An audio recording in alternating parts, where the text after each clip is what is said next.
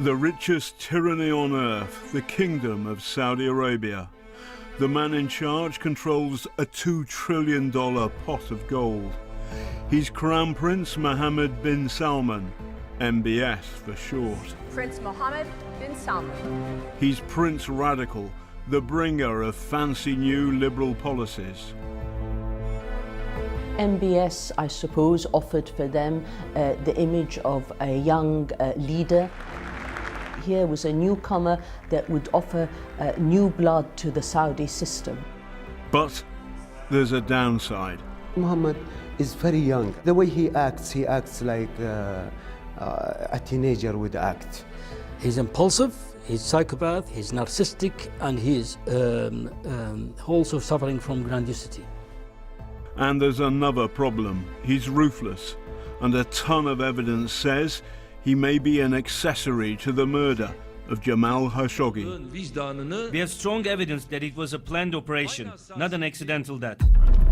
In the old days, 3 years ago, the royal court in Riyadh ring-fenced power. It provided checks and balances, but the system was atrophied. He has created the cult of MBS, in which those that surround him are not necessarily equals from the royal family, but men from the intelligence services. If he asks for something, demands something, they will not question it because they know that they themselves could be in danger. With his father, King Salman, suffering from Alzheimer's, MBS came to power 3 years ago. He was everything Saudi Arabia was crying out for: young, energetic, a champion for change, both social and economic, or so it seemed. At 33, MBS is the youngest Saudi ruler for decades. But before he attained power, there were flickers that caused unease. He appears to be average intelligence. He appears to be normal in terms of standard communication. But I think he's got some inborn problems magnified by the circumstances he was brought up with, being spoiled, absolutely spoiled boy. Dr. Saad al-Faghi is strongly critical of the regime.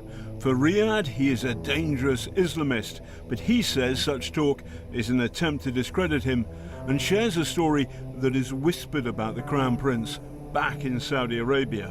When he was a teenager, he was interested in a very expensive real estate in Riyadh, and he just confiscated that. And the judge was planning to confirm the old ownership and cancel the prince fabricated ownership. When he knew that, he sent a letter, an envelope with 2 bullets as a message that if you do any of that, if you don't confirm that I am the owner, these 2 bullets will be in your head. So MBS got a new nickname. He is called Abu Rasasa. Abu Rasasa means the father of the bullet. It's the thinness of MBS's skin for free speech away from the country that has shocked many Saudis in exile. Last month, a Saudi dissident, he's got millions of followers for his YouTube channel, highly critical and mocking of the Saudi royal family, was walking along this street in Knightsbridge with a friend when they were attacked. Now, the evidence suggests the attackers are men loyal to the Crown Prince, MBS. He was beaten up and the friend said, "Listen, you can't do this, this is London."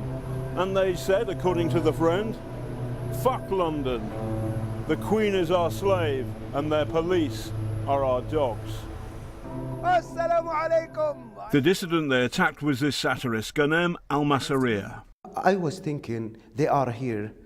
When they attacked me, I thought, okay, it's they wanted to insult me, to humiliate me, to send a message to the others: you are not safe from us. It could be this is the first message. But since I saw what happened to Jamal Khashoggi, I think I am lucky. Ghanem says with MBS, like father, like son. The only difference between them and MBS, Mohammed bin Salman, is that he's in outrage and he thinks he can do whatever he wants and get away with it, even in an international soil. Before the murder of Khashoggi, not one red light flashed about MBS, but three. First, Yemen. His war has seen countless dead, millions suffering famine, and no end in sight. He thought, his inner circles tell me that he thought it will end in 2 weeks, and he rejected any advice from anybody that when you start a war on Yemen, you will never be able to finish it. He does not learn that these behaviors go wrong, because his impulsive nature always supersedes his learning ability. Second, last November, MBS forced Lebanese PM Saad Hariri to stand down. Third, 11 princes and others accused of corruption ended up in the world's poshest prison, the Ritz-Carlton in Riyadh. It was a shakedown in the desert.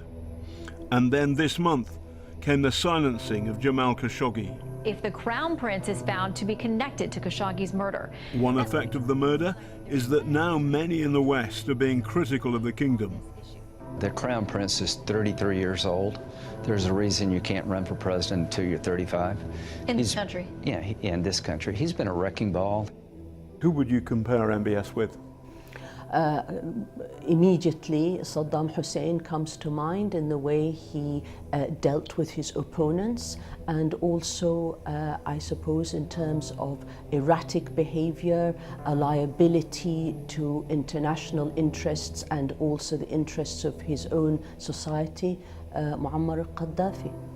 The British are signalling unease, but no clean break with Riyadh. I think the Saudi government is very sensitive about external criticism, probably oversensitive, and that has led to this unacceptable act.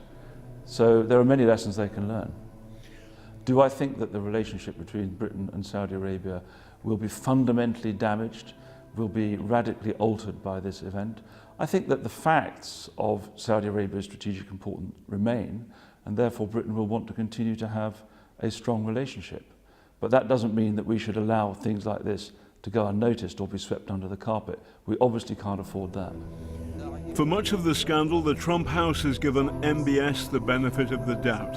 Trump has boasted of Saudi donations worth millions of dollars. His son-in-law, Jared Kushner, is a close friend of MBS. MBS is in deep trouble now. He is not betting on Europeans, he's not betting on his own people, he's not betting on the media, he's betting only on Trump. So his last resort to survive is Trump. Thus far, the Crown Prince's pitiless rule has cast a dark shadow not just on himself, but also on the houses of Saud and Trump. But $2 trillion is a lot of money, so its controller may well win through, though he be a common murderer or worse.